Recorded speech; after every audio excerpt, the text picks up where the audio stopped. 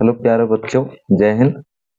तो जैसे कि हम लोग आप लोग को पता ही होगा कि सीरीज चल रहा है, तो इसी के कड़ी में आज हम लोग का तीसरा वीडियो है। जो पहले नहीं देखे हैं वे जाकर के हमारे यूट्यूब चैनल एसबी टॉपर्स पर जाकर के आप देख लीजिए। ये बेसिकली नवोदय का जो 20 जनवरी को एग्जाम है उसको पॉइंट ऑफ व्यू से बनाया जा रहा है वीडियो, है ना। तो और जो बच्चे अभी तक तैयारी स्टार्ट नहीं किए हैं वे तैयारी को प्रॉपर रूप से कीजिए ताकि आपका सिलेक्शन हो सके, है ना। ताकि देखिए कंपटीशन बहुत ज़्यादा है, बहुत सारे बच्चे फॉर्म भरते हैं और आप यदि तैयारी नहीं कीजिएगा तो आपको जो है वो चीज़ नहीं मिल पाएगा, क्योंकि लिमिट सीट होता है सब जगह। तो आप हमारे साथ जुड़िए और अपने तैयारी को और ज़्यादा मजबूत बनाइए, ठीक है। तो यही कड़ी में आज जो है हम लोग लेकर के आए हैं 10 क्वेश्चन का सीरीज। और ऐसा ऐसा क्वेश्चन है जो कि हमेशा नवोदय में आया हुआ क्वेश्चन है। ये सवाल जो है कि नवोदय कभी न कभी ऐसे ये सवाल को पूछा है, तो वही सवाल को हम जब करा रहे हैं जो कि आने के लिए नवोदय में जो एक एग्जाम होगा 20 जनवरी को, तो उसमें मैथ का जो क्वेश्चन होगा उसमें से एक न एक दो न क्वेश्चन मतलब कि 100% आना ही आना है। और वही क्वेश्चन हम ले रहे हैं जो कि प्रीवियस ईयर का क्वेश्चन है, ठीक है। तो ज्यादा देर न करते हुए आइए सेशन को स्टार्ट करते हैं, ठीक है। तो पहला क्वेश्चन है, तो ध्यान से देखिएगा और सुनिएगा। एक रेलगाड़ी आपको स्क्रीन पर दिखाई भी देगा मेरे बाद। एक रेलगाड़ी मद्रास से रविवार को 7:10 बजे प्रस्थान करती है। वह दिल्ली सोमवार को 16:05 बजे पहुंचती है। रेलगाड़ी दिल्ली पहुंचने में कितना समय लेती है? कोई एक रेलगाड़ी है, इस क्वेश्चन को हम समझाते रहे। कोई एक रेलगाड़ी है जो कि मद्रास से खुलती है। मद्रास से खुलती है, कितना बजे खुलती है? तो यहाँ पर दिया हुआ है 7:10 में, ठीक है। प्रस्थान करती है कहाँ के लिए? तो दिल्ली के लिए। और दिल्ली में जो है सोमवार को, रविवार को मद्रास से खुली है और सोमवार को 16:05 में पहुंची है। 16:05 में पहुंची है। तो रेलगाड़ी द्वारा दिल्ली पहुंचने में कितना समय लिया गया? तो इसको हम क्या करेंगे कि 24 घंटा का इसमें जो है दिन बताया गया है। तो 7:10 को हम जो है क्या करेंगे कि 24 घंटा से माइनस करेंगे और जो आंसर आएगा उसको क्या करेंगे कि जो सोमवार को जो दिल्ली पहुंच रही है ना उसको जोड़ देंगे, तो वो मेरा जो है यात्रा का कुल समय निकल जाएगा। तो आइए देखते हैं पहला क्वेश्चन। पहला क्वेश्चन है, तो मद्रास से रविवार को कितना बजे प्रस्थान करती है?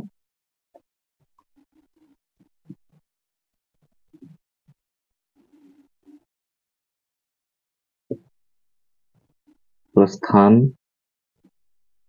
समय जो है रविवार को कितना बजे है? 7:10 बजे, ठीक है। और और जो है दिल्ली पहुंचने में कितना समय ले रहा है? पहुंचने में पहुंच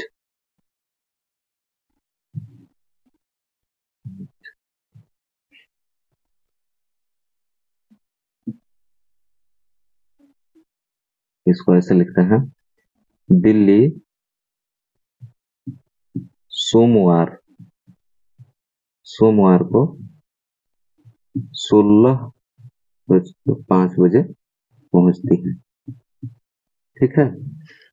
तो इसको हम क्या करेंगे कि 24 घंटा से घटा देंगे और इसको जोड़ देंगे तो मेरा समय निकल जाएगा। तो यात्रा का कुल समय, यात्रा का कुल समय इक्वल टू क्या करेंगे, 24 घंटा से इसको घटा देंगे। किसको? 7:10 को घटा देंगे, ठीक है। और फिर ऐड कर देंगे इसको 16:05 को। तो इसमें से जब हम घटाएंगे तो मेरे को मिलेगा 16 घंटा 50 मिनट। ठीक है, यहाँ जो है 0 0 है और यहाँ 10 है, तो जब भी यहाँ से जाएगा तो 1 घंटा जाएगा। ठीक है, और जब 1 घंटा जाएगा यहाँ पर तो 1 घंटा में 60 मिनट, तो 60 से 10 को माइनस करेंगे तो 50 आ जाएगा। यहाँ 23 है, 23 में से 7 घटाएंगे तो कितना आ जाएगा, 16 आ जाएगा। और इसको हम क्या करेंगे, ऐड कर देंगे 1605, तो ऐड कर देंगे तो कितना आ जाएगा मेरा, तो 16 दूना 32 और 50 और 5 55, यानी कि 32 घंटा 55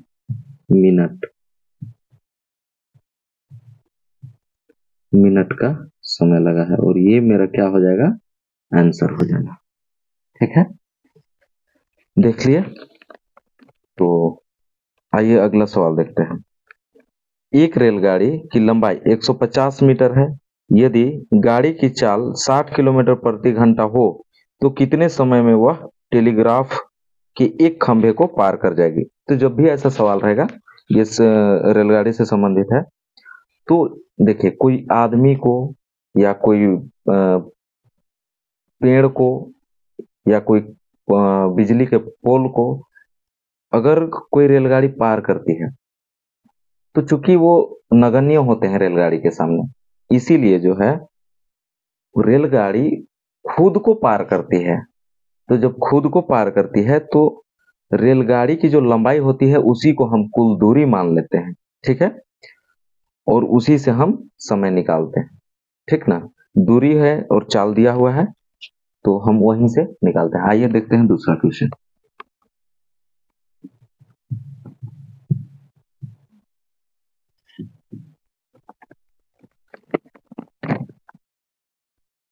दूसरा क्वेश्चन, रेलगाड़ी की लंबाई कितना है,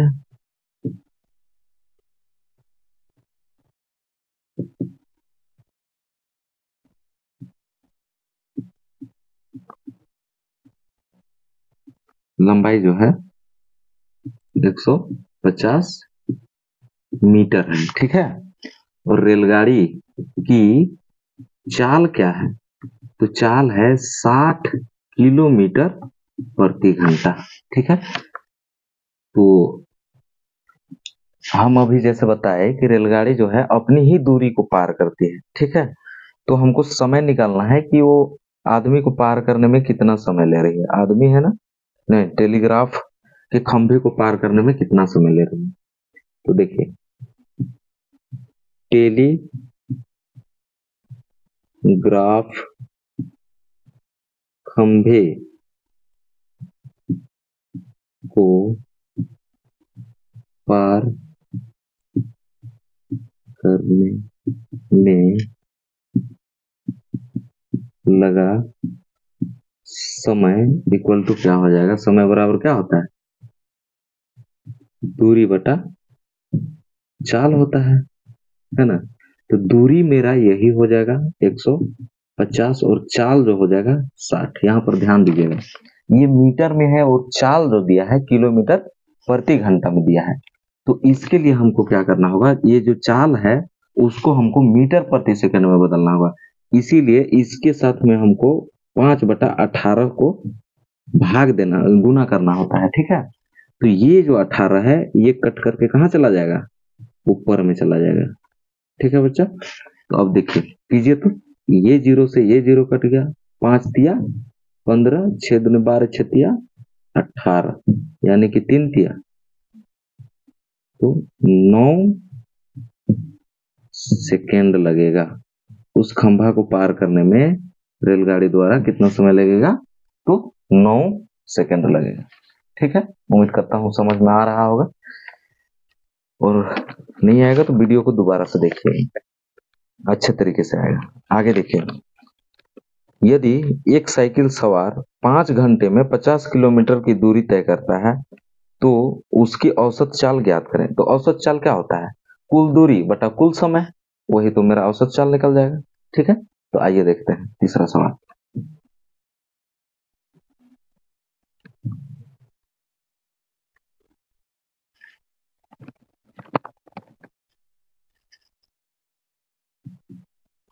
तीसरा सवाल है, तो 5 घंटे में कितना चलती है? तो 5 घंटे में 50 किलोमीटर किलोमीटर दूरी तय करती है। ठीक है,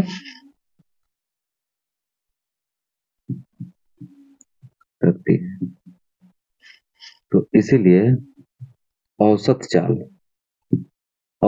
चाल इक्वल टू क्या हो जाएगा?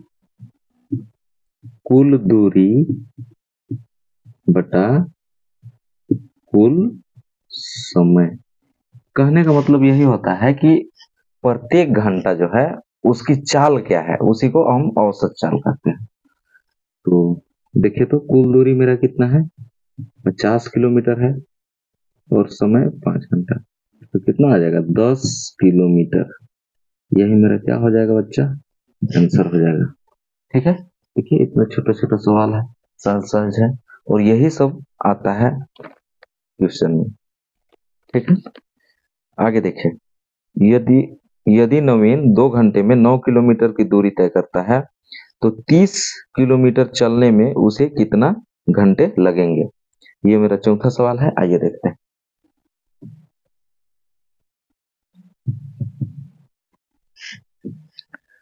तो नवीन जो है 9 किलोमीटर की दूरी कितना घंटे में तय करती है?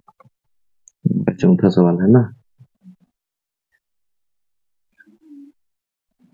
9 किलोमीटर की दूरी 2 घंटे में 2 घंटे में तय करता है। ठीक है, तो 1 किलोमीटर जाने में उसको कितना समय लग रहा है? 1 किलोमीटर जाने में 2/9 घंटा लगेगा।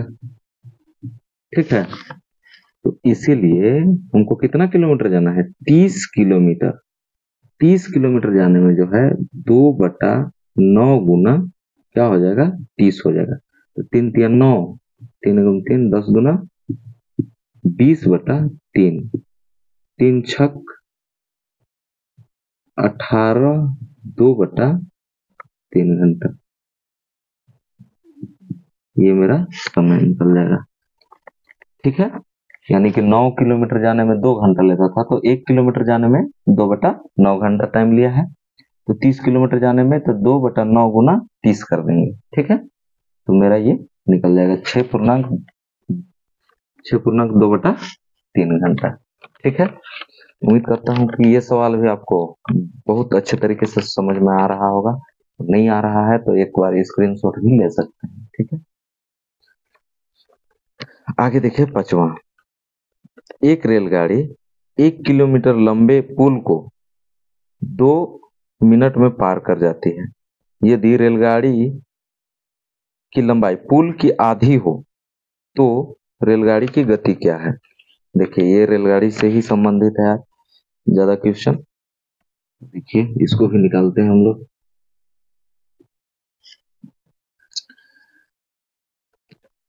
पुल की लंबाई कितना है यहाँ पर? पांचवा में जो है पुल की लंबाई इक्वल टू 1 किलोमीटर है। 1 किलोमीटर बराबर कितना मीटर होता है? तो 1000 मीटर होता है। ठीक है, यानी कि पुल की लंबाई 1000 मीटर है। ठीक है, पुल पार करने में लगा समय कितना है? तो पुल पार करने में लगा समय इक्वल टू 2 मिनट लग रहा है। ठीक है, दो क्या लग रहा है? मिनट लग रहा है। तो जो है और क्या दिया है? रेलगाड़ी की लंबाई कितना है? रेलगाड़ी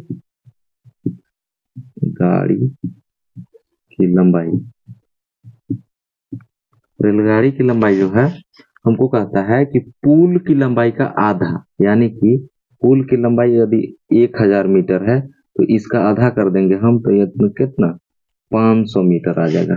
ठीक है, तो जब भी ऐसा सवाल रहेगा कि कोई रेलगाड़ी जो है पुल को पार कर रही है या कोई प्लेटफॉर्म को कर रही है, तो उस समय में होता क्या है ना कि रेलगाड़ी का तो लंबाई होता ही होता है, कुछ लंबाई होता है, उसके साथ साथ जो है कोई प्लेटफॉर्म या पुल को या पार करती है या कोई ब्रिज को पार करती है ना, तो उसका भी कुछ लंबाई होता है ना। तो इसलिए जो है कुल दूरी में जो है ये दोनों को क्या करेंगे, हम ऐड कर देंगे। प्लेटफॉर्म की लंबाई हो या पुल की लंबाई हो, उसके साथ में किसको ऐड कर देंगे, तो रेल की लंबाई को ऐड कर देंगे, तो वो मेरा कुल दूरी निकल जाएगा। ठीक है, तो इसीलिए कुल लंबाई, कुल लंबाई कहिए या दूरी कहिए, कोई दिक्कत नहीं है, दूरी कहिए, तो ये दोनों को जोड़ देंगे। 1000 प्लस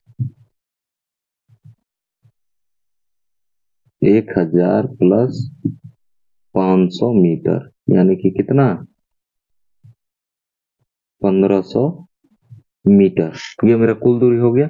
और ये जो मिनट है ना, देखिए इसको मीटर में चेंज किया है, तो इसको भी हम किस में चेंज कर देंगे, सेकेंड में चेंज कर देंगे, तो 2 इंटू 60 सेकेंड हो जाएगा यहाँ पे।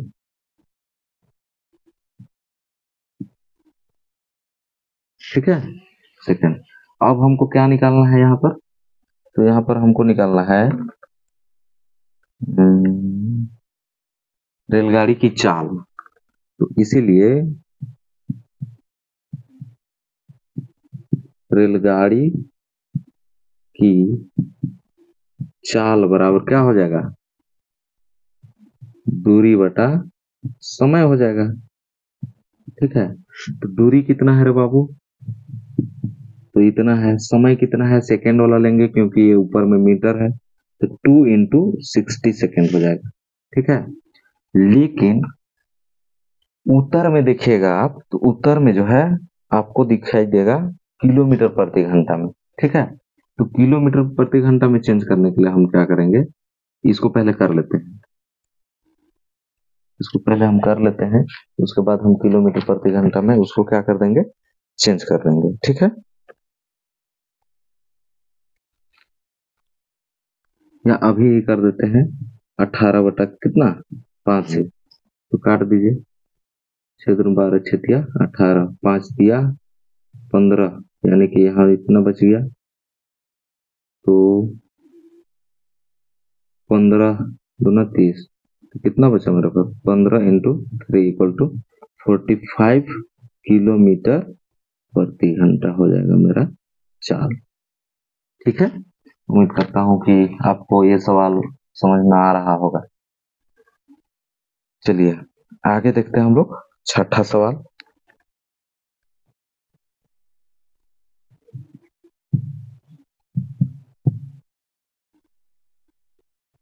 छठा सवाल, एक आदमी किसी काम को 6 घंटे करके 30 दिनों में पूरा करता है। कोई आदमी है जो है वो प्रतिदिन 6-6 घंटे काम करता है और 6-6 घंटे 30 दिनों तक काम करता है, तो तब वो काम जो है उसका पूरा होता है। तो बताएं कि वह 9 घंटे प्रतिदिन काम करके उसे कितने दिनों में समाप्त कर लेगा। तो बताइए कि अगर 6-6 घंटे करता था तो उसको 30 दिन लग जाता था, तो अब 9-9 घंटे करेगा तो कितना दिन में उस काम को समाप्त करेगा, यही सवाल है।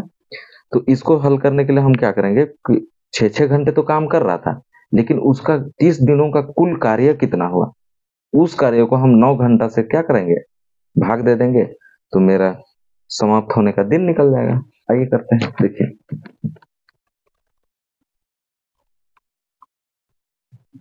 छठा सवाल है, एक आदमी किसी काम को 6 घंटे 30 दिनों में करता है, 30 दिनों तक 6 घंटे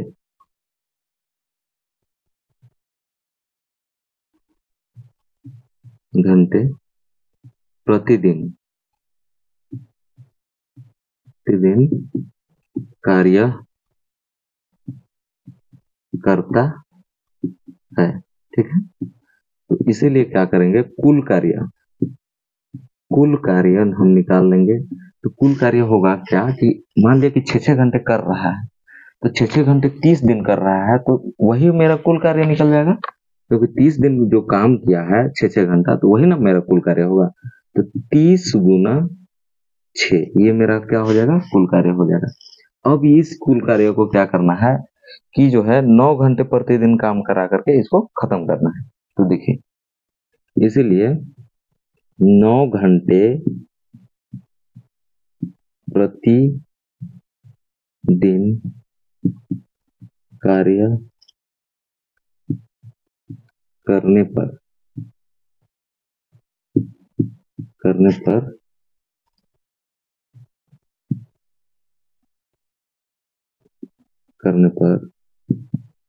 कार्य समाप्त होगा।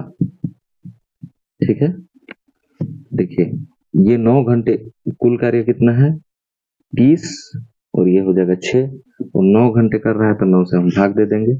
ठीक है, तो 3 दूनी 6, 3 तिया 9, 10 तिया 30, यानी कि 10 गुना 20 दिनों में ये क्या कर देगा, पूरे काम को कंप्लीट कर लेगा। ठीक है, ये मेरा क्या आ जाएगा, आंसर। उम्मीद करते हैं कि आपको ये सवाल भी समझ में आया होगा। चलिए हम लोग आगे देखते हैं। आगे का जो सवाल है वो जो है कार्य से ही संबंधित है, और इस सवाल में जो है बहुत सारे बच्चे फंस जाते हैं, नहीं बना पाते हैं।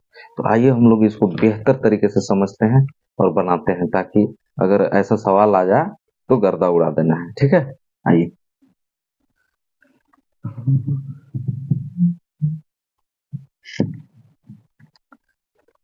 कहता है कि 3 आदमी, कितना आदमी, 3 आदमी या 6 लड़के किसी काम को 22 दिनों में पूरा करते हैं, तो 6 आदमी तथा 8 लड़के मिलकर उस काम को कितने दिनों में पूरा करेंगे।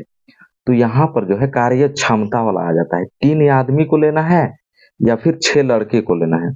3 आदमी को या तो 22 दिन काम कराइए, या तो 6 लड़के को काम कराइए। ठीक है, और 22 दिन कराना है। तो कुल कार्य के लिए हम क्या करेंगे, 3 आदमी को 22 दिन करा देंगे, या फिर 6 लड़के को 22 दिन करा देंगे। वो मेरा क्या निकल जाएगा, कुल कार्य निकल जाएगा। और उस कार्य को जो है 6 आदमी और 8 लड़के दोनों को मिला करके हमको काम करा देना है। लेकिन यहाँ पर फंसता क्या है कि जो 3 आदमी और 6 लड़के जो काम करेंगे, क्या एक ही काम करेंगे, मतलब एक ही दोनों का कार्य क्षमता होगा या फिर अलग अलग होगा। तो हमको पहले कार्य क्षमता निकालेंगे, उसके बाद कुल कार्य निकालेंगे, है ना।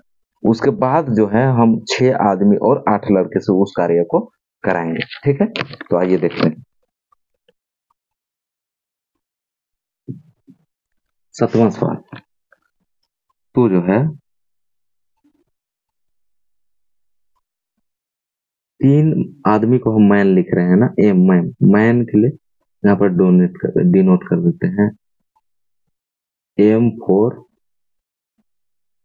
मैन, और B4 हम क्या लेंगे, बॉयज। ठीक है, बॉयज लेंगे। तो देखिए 3 मैन या के लिए हम बराबर देंगे 6 बॉयज। ठीक है, किसी काम को, अच्छा ऐसे लिखते हैं, या किसी काम को कितने दिनों में करते हैं, 22 दिनों में, 22 दिनों में पूरा करते हैं, करते हैं। ठीक है, तो इसीलिए कुल कार्य क्या होगा, या तो 3 मैन को 22 दिन काम करा दीजिए, या फिर 6 बॉयज को 22 दिन काम करा दीजिए। तो हम मैन को कराते हैं। ठीक है, तो 3 मैन इंटू 22 दिन, ये मेरा कुल कार्य निकल जाएगा। ठीक है, अब जो है हम कार्य क्षमता निकालेंगे कि कितने व्यक्ति कितने लड़कों के बराबर काम करते हैं, कितने आदमी कितने लड़कों के बराबर काम करते हैं। या फिर कितने लड़के कितने आदमी के बराबर काम करते हैं। तो देखिए, तो हम लिखते हैं यहाँ पर कार्य क्षमता, ठीक है। तो कार्य क्षमता क्या है, 3 मैन इक्वल टू 6 बॉयज, है ना। तो अगर हम इसको काट दें तो कितना बार में, 2 बार में कट रहा है। और यहाँ पर एक 1 मैन इक्वल टू 2 बॉयज, है ना। एक आदमी जो है 2 लड़कों के बराबर है। तो हम बी को इधर लाएंगे, एक को उधर लेंगे, ठीक है। तो देखिए एम को तो हम चेंज नहीं कर रहे हैं, तो ऐसे रहेगा, बी इधर आएगा तो बी इधर आ जाएगा, गुना में है इधर आएगा, बराबर के इधर तो भाग में आ जाएगा, ठीक है। 2 को हम चेंज नहीं किए हैं तो 2 यहाँ पे लिख देंगे, और इसको हम कहाँ पे लिख देंगे, यहाँ पर। यानी कि कहने का मतलब है जहां जहां हमको एम दिखेगा यानी मैन, वहां वहां हम 2 रखेंगे, और जहां जहां हमको बी दिखेगा वहां वहां हम ये रखेंगे, ठीक है। तो आइए देखते हैं यहाँ पे,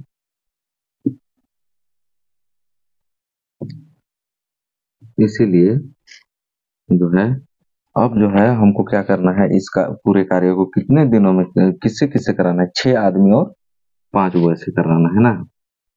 इसीलिए कुल कार्य मेरा कितना है, 3 AM इंटू 22 को जो है 6 मैन इंटू नहीं प्लस, तथा में है ना तो प्लस जोड़ देंगे, 8 बॉयज, 8 बॉय।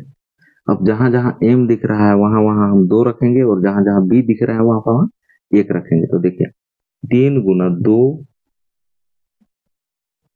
2 गुना 22 बटा 6 गुना 2 प्लस 8 गुना 1।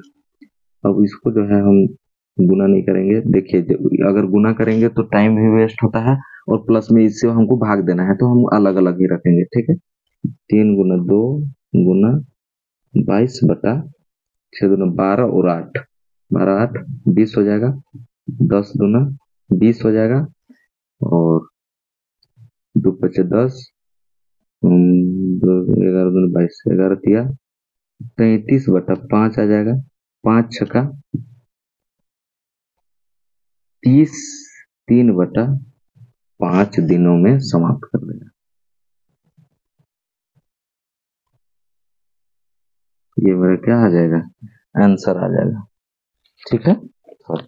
किसी हौज को एक नल 4 घंटे में भरता है तथा दूसरा नल उसे 3 घंटे में खाली करता है। हौज पहले से पूरा भरा हो तो दोनों नल एक साथ खोल देने पर हौज कितने समय में खाली हो जाएगा। तो देखिए 2 नल है, कोई एक हौज है, उसमें जो है 2 नल है, एक नल खाली करने वाला है हौज को, और एक नल जो है उसमें भरने वाला है, ठीक है। तो आइए देखते हैं ऐसे सवाल को कैसे बनाएंगे। ये मेरा 8वां सवाल है, 8वां सवाल। तो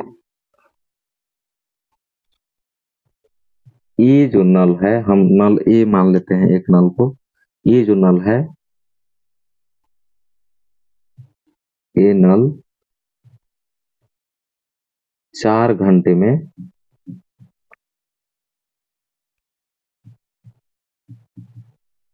भरता है, ठीक है। और जो एक नल लेते हैं हम बी नल, बी नल जो है 3 घंटे में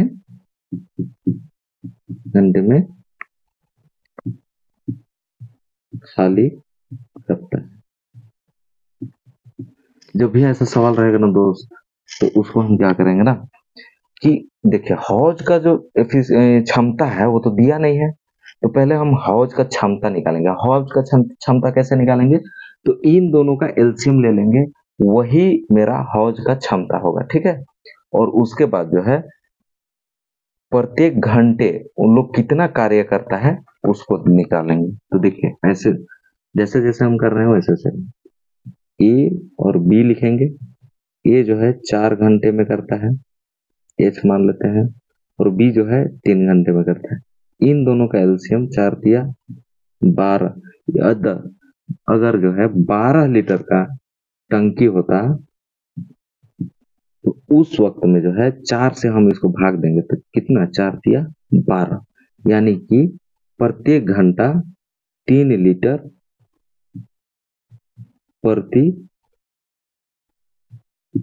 घंटा ये क्या करता है, भरता है इसलिए प्लस करते हैं, माइनस कर देते हैं खाली के लिए, ठीक है। भरता है इसलिए प्लस, इसको ये अपने पहचान के लिए, ठीक है। और देखिए इससे अगर इसको हम भाग देंगे तो 3 × 4 = 12, यानी कि 4 लीटर जो है प्रति घंटा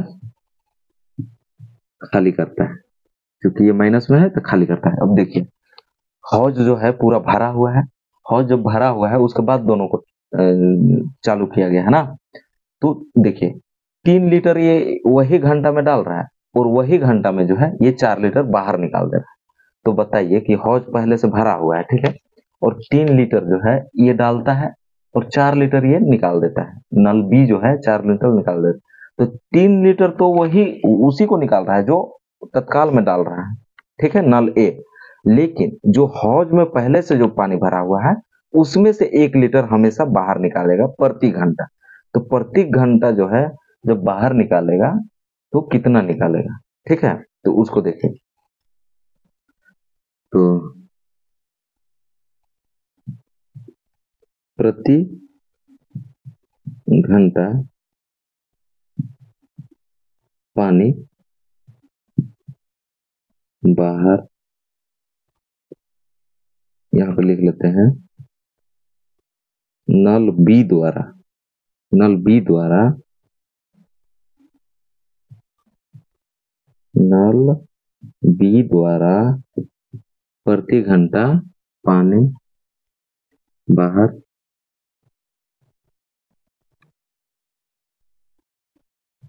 निकाला जाएगा। देखिए तो 4 लीटर निकलता है और एक ये 3 तो निकाल ही देगा और 1 लीटर, तो हम क्या करेंगे 4 - 3 करेंगे, यानी कि 1 लीटर। और बताइए प्रत्येक घंटा जो है 1-1 लीटर वो एक्स्ट्रा बाहर निकालेगा, तो 12 लीटर का टंकी है, ये है भरा हुआ है, ये है, तो कितना देर में निकाल देगा। तो इसीलिए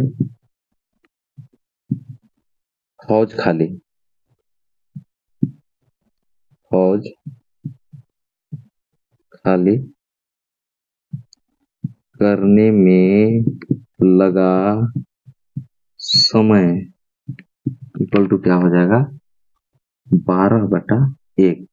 एक से भाग देंगे तो ना 12 घंटा का समय लगेगा, और यही मेरा क्या हो जाएगा, आंसर हो जाएगा, ठीक है। देख लीजिए और एक बार आप अपने से बनाइएगा और वीडियो को देख करके तो आराम से समझ में आएगा, ठीक है। आगे चलते हैं। ए और बी किसी काम को क्रमशः 10 दिन तथा 15 दिन में करते हैं। दोनों मिलकर कार्य प्रारंभ करते हैं, परंतु 4 दिन बाद ये जो है काम छोड़कर चला जाता है। तो बताएं कि शेष काम को बी कितने दिनों में, इसमें फंसाता है, कहेगा कि पूरा काम को बी कितने दिनों में समाप्त किया, ठीक है, और शेष काम को, तो पूरा काम को तो चूंकि तो बी छोड़ा नहीं था, तो बी जितना दिन करता है वही पूरा काम का समाप्त होने का समय रहता है, ठीक है। लेकिन जब इसमें जो है कि शेष काम को बी कितने दिनों में किया है, तो 4 दिन तक तो काम किया है दोनों, 4 दिन जो है दोनों काम किया है ना, ए और बी। तो दोनों के कार्य को जब हम निकाल देंगे तो शेष कार्य जो बचेगा ना उसको जो है ये अपने कार्य क्षमता के अनुसार करेगा, तो वो उसको पूरा करेगा। तो जैसे हम लोग अगला सवाल 8वां सवाल बनाए है ना, सेम उसी प्रकार बनाते हैं। देखिए इसको भी कैसे, 9वां सवाल। तो देखिए ए और बी किसी काम को 10 दिन में, ए जो है शॉर्ट में बना रहे हैं 10 दिन में करता है, और बी भी जो है कितना दिनों में, 15 दिन में करता है, ठीक है।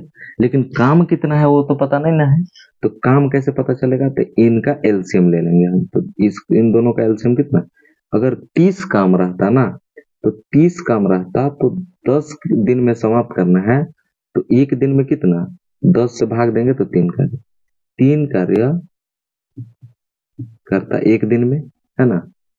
यहाँ पर जो है एक दिन का कार्य आ रहा है, एक दिन का कार्य, ठीक है। और इसी स्पीड से जो है 15 दिन में समाप्त करना है 30 कार्य को, तो एक दिन में कितना काम करेगा, 2 काम। कार्य। क्योंकि ये जो है 4 दिन बाद काम छोड़ा है, 4 दिन तक उन दोनों ने काम किया है, ठीक है। तो 4 दिन दोनों अगर मिलकर काम करेगा तो कितना काम करेगा, एक दिन में जो है 3 काम ही करता है और 2 काम ये करता है, तो एक दिन में कुल काम कितना हो जाएगा। इसीलिए ए और बी द्वारा एक दिन का कार्य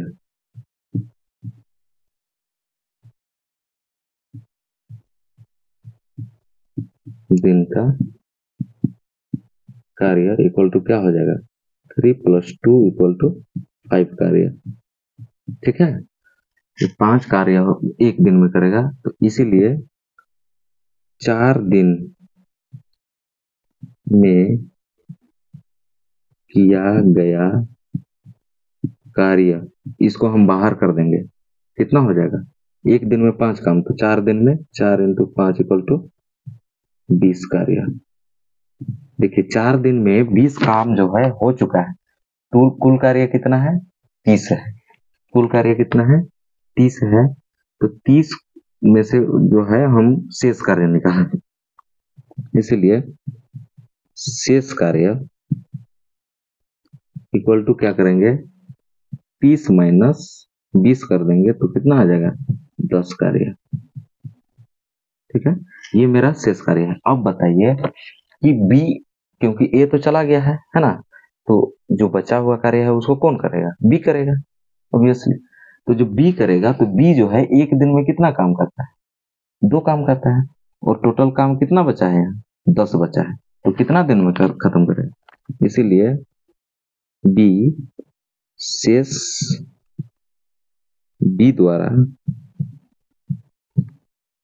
बी शेष कार्य समाप्त करने में लगा समय इक्वल टू क्या हो जाएगा, 10/2। 2 स्पीड है और 10 कुल कार्य है, यानी कि 2 बचे 5 दिन में जो है वो पूरा काम को क्या कर देगा, समाप्त कर देगा, ठीक है। ये मेरा रहा 9वां सवाल, ठीक है। आगे देखिए, ये प्रतिशत का सवाल है, और आज का लास्ट सवाल है, ठीक है। ध्यान दीजिए, एक 10 सेंटीमीटर लंबी छड़ी को मापते समय गलती से मैंने उसकी लंबाई 10.1 सेंटीमीटर पढ़ी, तो गलती का प्रतिशत कितना हुआ। देखिए कोई छड़ी है जिसकी की लंबाई है 10 सेंटीमीटर, ठीक है। अब जो है उसको मापते समय गलती से हमने क्या किया कि उसको 10.1 सेंटीमीटर पढ़ लिया, तो जितना गलती हुआ ना हमको मापने में, है ना, उसका प्रतिशत निकालना है। तो आराम से हम लोग निकाल लेंगे, ठीक है। तो आराम से कैसे निकालेंगे, तो ध्यान दीजिए, आज का 10वां सवाल है ये।